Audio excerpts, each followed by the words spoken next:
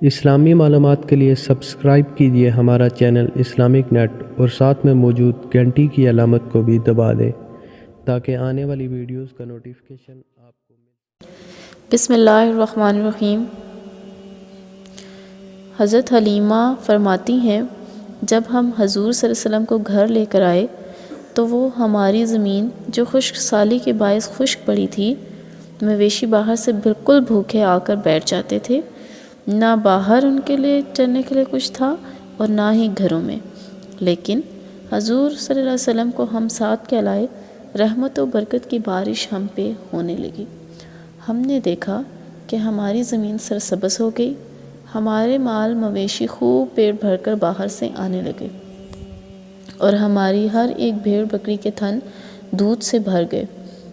حالانکہ ہم جب مکہ شریف گئے تھے تو اس وقت ہماری کسی بھیڑ بکری کے تھنوں میں ایک قطرہ بھی دودھ کا نہ تھا۔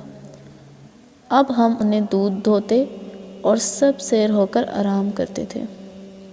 ہماری اس آسودگی اور راحت کو دیکھ کر باقی ہمسائے اپنے اپنے چرواہوں کو تاکید کرتے تھے کہ تم بھی اپنی بکریاں اسی طرف چرانے لے جایا کرو جس طرف حلیمہ کا چرواہا بکریاں لے جاتا ہے۔ انہیں یہ معلوم نہ تھا کہ یہ تمام برکت ہمارے مال و جان میں اس مبارک بچے کی بدولت ہے جسے ہم اپنے گھر لائے ہیں۔ سبحان اللہ۔ دوستو، اگر آپ کو یہ ویڈیو پسند آئی ہو تو اس کو لائک اینڈ شیئر ضرور کیجیے گا۔